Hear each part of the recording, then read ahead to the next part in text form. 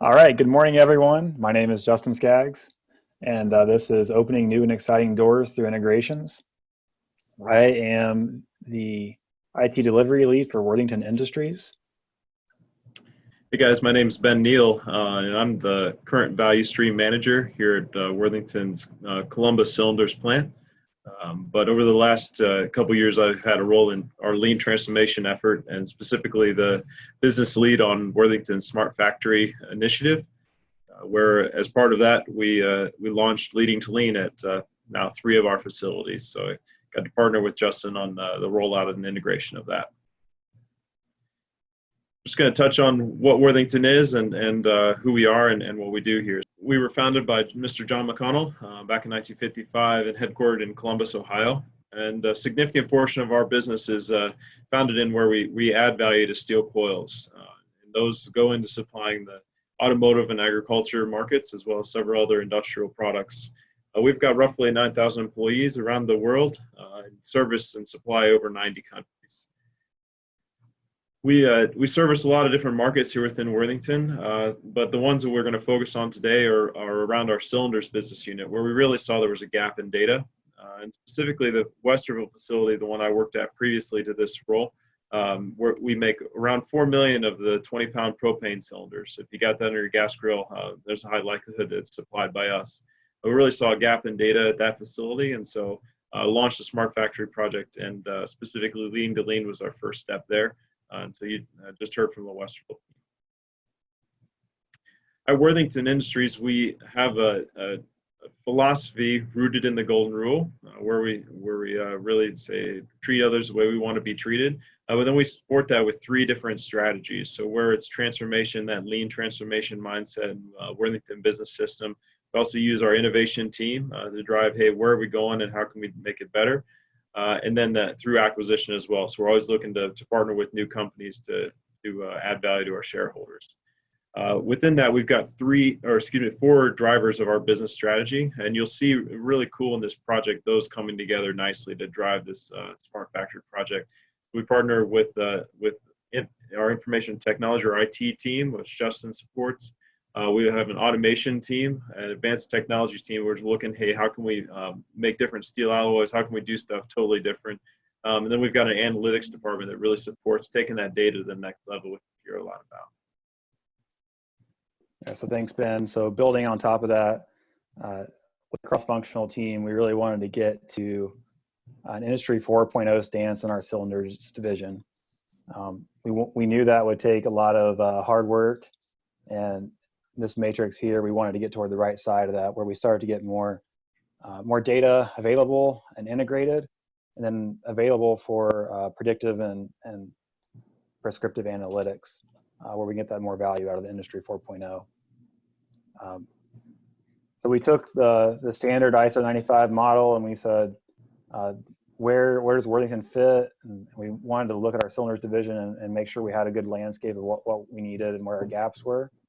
And like Ben mentioned, we weren't going to do that with just IT or just production or just engineering. So we started to assemble kind of an agile team from the different areas of the business, and try and get a nice cross-functional group to look at this model and say, where do we have gaps? So for Worthington, this is what we came up with. We have a lot of integration at the top with our business systems and analytics team. And then at the bottom, we have a lot of plant engineers have a lot of flexibility to solve the problems of each plant, but really nothing that join the 2 things together. And then thirdly, we have CMMS, our maintenance system, was kind of on an island and not really connected to either of those 2 groups. So we had a lot of opportunities, and started to do that evaluation with the cross-functional team, landed on using L2L in the middle there to sort of join these 2 things together, these 2 areas together, and also threw in Ignition to kind of help gather some of that SCADA level data from the automation layer. So that's the architecture we came up with. We launched, just for some other background, we launched Westerville June of last year, and we've done about every 3 months, we've done a new plant. And as soon as COVID-19 lets us, we plan on doing more. So our integration approach, after we knew we wanted L2L and ignition, how are we going to start integrating? Where do we start attacking? There's a lot of opportunity, obviously, and all of our plants are a little bit different. So what we wanted to do was start with one plant, start with Westerville, focus on the things that added the most value to Westerville, start small and fail fast as an Agile methodology. So you'll see that today as I'm going through some things. We use Postman to kind of test these APIs without actually running it in a real environment. You can kind of do it in an isolated way. We also need some middleware, and I'll talk about that. There's lots of options, whatever your IT shops may use. SCADA system, we're using Ignition. On the tool side, the biggest help has been the API documentation and the wonderful support team from L2L. Shout out to Krista and Kara. So let's talk about integration. Okay, so where we started with ERP integration was with our spares inventory. So one of the main things that Westerville had asked for, and one of the main pain points they had, was managing their stockroom inventory. And we had tried to do some things in IT and just started some optimization things with barcode scanning and some mobility stuff. And we decided that L2L would be a really nice addition to help us clean those things up and really optimize stockroom performance. So the integration that we built, there's a document out on the L2L support site you can use to help guide you through it. And I'll show you how we built it at Worthington. It's very similar, our integration with what's in that document, but this will give you kind of an inside look at how it works with Worthington's integration. So the spares integration, in my mind, is a self-healing integration. So JD Edwards is our system of record for inventory, financials, purchasing, and it becomes the master in this case. So it's going to get updates from L2L, update itself, and then tell L2L that, hey, I was updated, and that'll come full circle. So you'll see that in this flow. If you start at the top, we'll extract any MRO inventory that changed in JD Edwards and send that to the bill of material API in L2L, which I listed there on the right in green. That'll happen once every hour, or if we're starting a new plant, it'll happen one time for the whole history of every part. Then that spare inventory is available in L2L for technicians to request.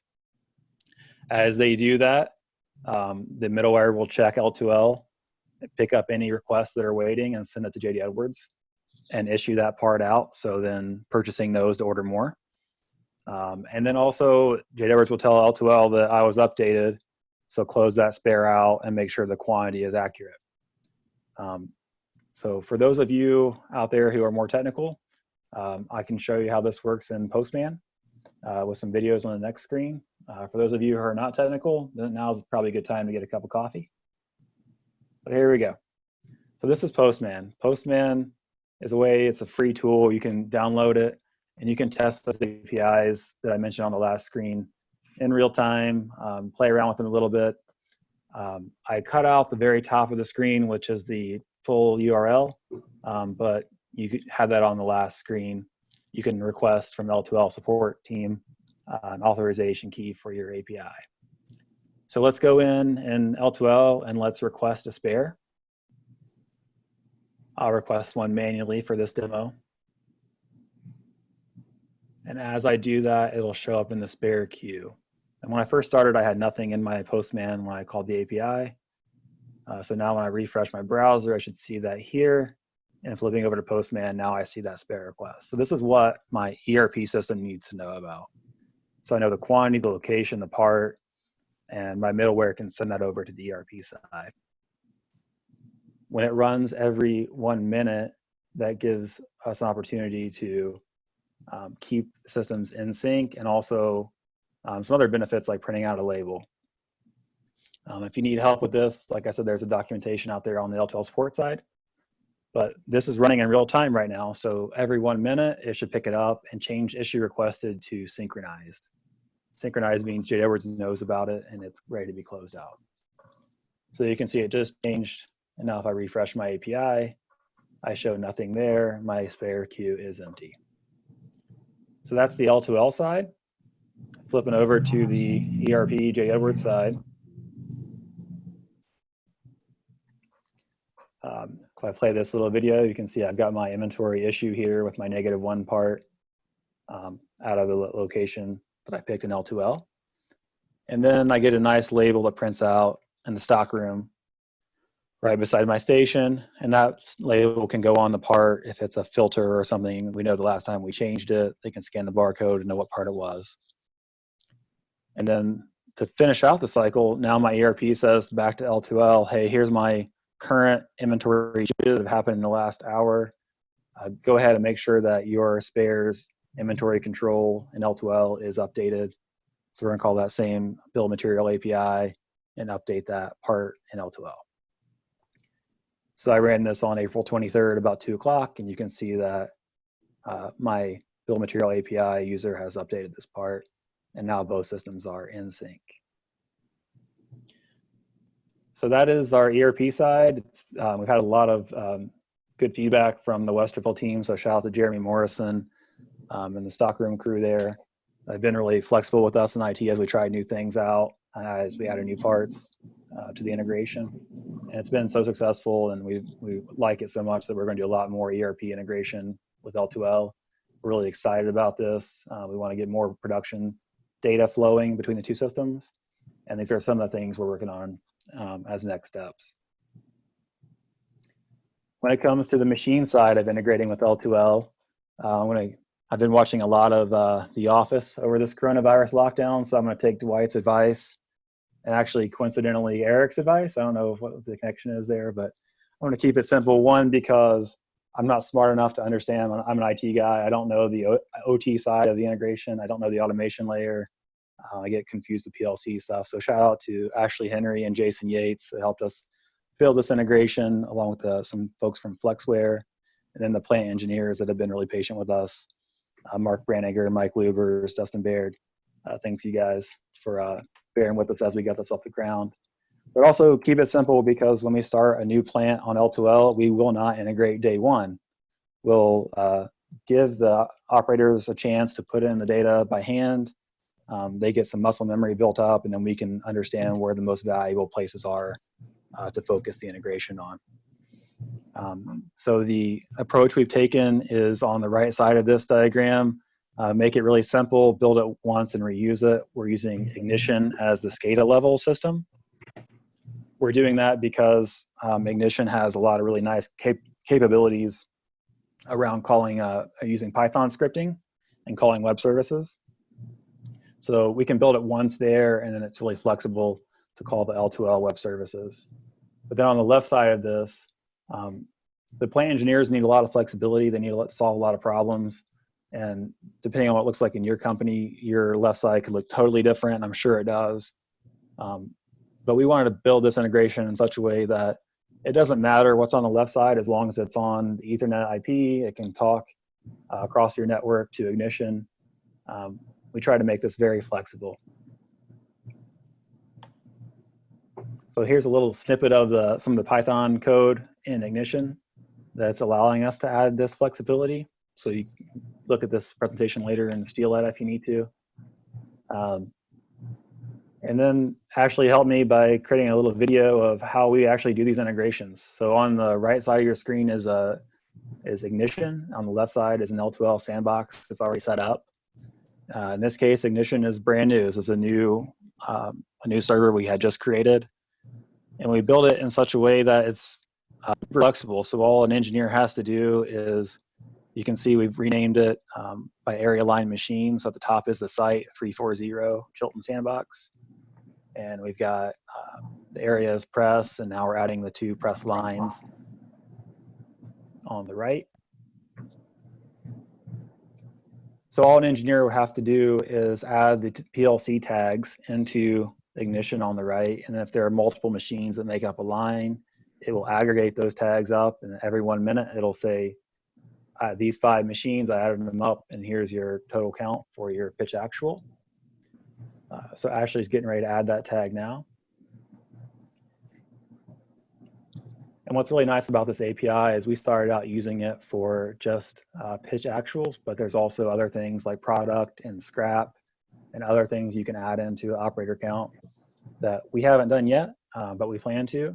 And the same design is also used for, with a little bit different coding, to automatically open dispatches. So here's the tag being added. We'll apply that, and then you'll start to see the tags start counting on the right. And then in a minute, we'll see it send to L2L.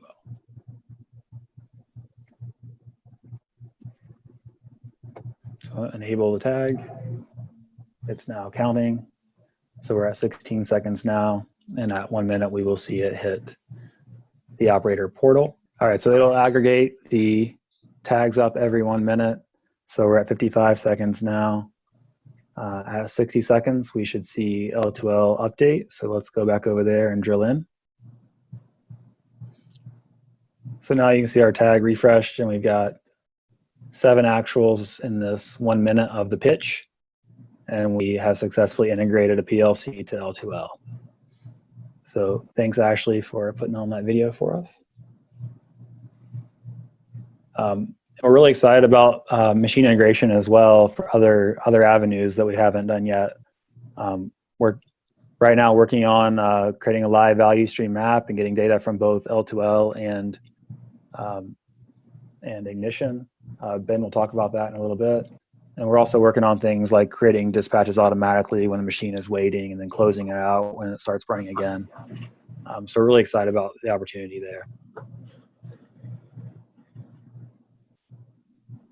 So I'll turn it back over to Ben to talk about some of the things we're doing through analytics. All right, thanks, Justin. I really did enjoy that cup of coffee. Just taking this to the next level here, we've got a lot of different things we're trying to do to take our data and analysis to the next level, using Worthington's data that we have kind of personally, and then also layering in our new data that we're getting out of L2L. So something I'm excited about, we initially identified a business need where we said, hey, we just dropped in leading to lean, but how can we validate that we're getting a high level of usage out of the system? So through partnership with the analytics team, challenged them to say, hey, how can we pull our ADP time clock data? So I got paid to work here in the facility today. How can I pull that and bump that against whether I checked into my job and identify roles where I may have not checked in for whatever reason, and we get a chance to solve those problems. So it's here we set a goal of, hey, if we get 75% of our team to check in, that's a win for us. And so you can see here over this data set in particular, we're doing a nice job, except for maybe those Sundays, as well as you can drill this into area line area line, as well as down to the individual. So some of the fun we've been able to do is kind of give a personal dashboard here. So for Karen, we can say, hey, Karen, you're doing a nice job on the majority of the days, but it seems like there's a role or something going on a few of these days. So we can have a really factual conversation about, hey, on these certain days, it looks like 2 to 4 hours of your day you're checked in, but the other portion of your day you're not. What's the role that you're performing on those days? Are you driving a forklift? Are you material handling? Is there some gap in our check-in and our lines somewhere that we need to solve? We're able to really increase the quality of our data quickly by putting together these dashboards. You can see that's another partnership with our IT, business, and analytics team coming together to be agile and just create something quickly. So the way we did that was we pulled the data from ADP and L2L using the APIs and put that into the data lake. And then what you're seeing here and on the previous slide was a Tableau visualization to help us see that data a little bit better. Another business need we identified was in a high or a quick processing time, like our 20 pounders, our tack time is one tank every roughly 4.5 seconds. And so when we have high automation and those kind of scenarios, we get a lot of trouble knowing exactly where we needed to focus within the value stream. So we have very little inventory. We wanted to know where machines are waiting on each other, where we're having interruptions in our value stream. And so we pulled the PLC data together here and created somewhat of a look of the live value stream maps. Where are we producing parts? Where are we waiting on each other? Where are we having unplanned downtime? And then really using leading to lean to add contextual data around that. So did we have an unplanned downtime? What was going on? What action component was that caused that issue? Or do we have an operator that isn't trained in that area? Or what seems to be the issue? And really contextualize what's going on and then take our problem solving to the next level. You can see here we've drilled in and we say, okay, well, for the last 24 hours, we weren't producing at the rate. So now let's drill into that machine or that cell and see which machine is having an issue. So you can see here kind of, I know it's an eye chart, but that top one there has got a lot of red. And that means that machine's been struggling across the 24 hours snapshot that we've got here. Really excited about taking our partnership with analytics and leading to lean and the other departments and data to our next level. And really just saying, hey, how can we take analytics to the next level and embed that into culture here at Worthington? So I've been a part of some really fun conversations with our safety corporate EH&S team to say, hey, how can we take our incident data to the next level, right? So we just had a safety incident. We want to layer that into the training and the hours that this individual has actually worked on that role. And so maybe it's a 5-year employee that's seasoned and very used to the facility, but it was their first week on training on a brand new position to them. And so instead of just saying, hey, they're a 90-day employee, so they're at high risk, maybe it's the first 90 days within learning a new role. We don't know the answer yet, but we're starting to talk about taking that data to the next level. We're also doing stuff with quality failures where we're starting to look at, we had a failure in our quality, but was there any contextual data or operator fixes or downtime or code reds, code yellows, that kind of thing that could have led us to knowing that was coming, right? So start to get predictive with a failure instead of reactive to that.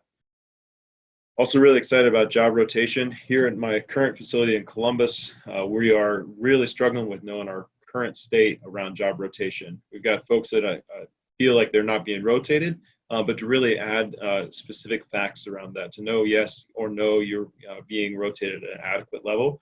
And then what could be a future state design for that, and really using leading to lean and that check-in data to take that to the next level. We want to do all of our on-the-job training within our facilities right there at the line level, and then we can really start to see is productivity with the training level that we have, is that correlated or not correlated? So we can start to think about how long do we need to train, what level do we need to train, where is the appropriate level that you've been trained, how long does that trainer need to engage with you? And lastly, really excited about this one, but taking that machine reliability to the next level. So going from purely reactive, where we are right now, say code red, machine breaks, and I react to it, to what are those precursors? What are those things that we can get from the machine, whether it's sensor data or otherwise, to start to predict that we have some issues coming? All right, so take those that data and put that into some sort of model or whatever, partner with the analytics team to get predictive or prescriptive in our analysis of our machines, and then taking to where we have automatic dispatching happening. So we dispatch our resources before the machine breaks so that they can intervene at a break or another time to drive down costs. So what I'm really excited about here is we're looking not only at productivity, we're looking at safety, quality, productivity, and cost, which is really a holistic view of our facilities. And I think it's going to be a game changer for us. With that, here at Worthington, we've got a saying that we're makers of better. And here I'm just really excited about makers of better technology and better information and better decision making. And with that, Justin, I would love to take any questions that you have about the content that we went through, our team makeup, or our integration. Thanks a lot.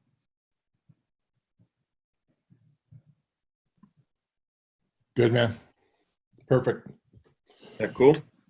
Yep, that worked out well. Okay, buddy. I appreciate your time. Sorry about the mix-up and all that stuff. And so, no worries. I don't mind. I like hanging out with you, Eric. Even if it's on the phone line. Huh? Me and a very small few others. A few others, yeah. You and 3 other people. Like your wife and your grandkids. My dog. And I specifically not your kids, though. I excluded them. Exactly. Yeah, we had our youngest one lived with us for a year and a half or so. He kind of getting his life back together, you know. And he moved out like 6 weeks ago, and we've seen him once in 6 weeks. You know, it's like, you kicked him out right in the middle of a global pandemic, man. Come on, that's not cool. Yeah. So, anyways, it's like, okay, well, we knew you didn't like us, but this is a little ridiculous, you know. Yeah. That's funny. Did you finish the train like table or room?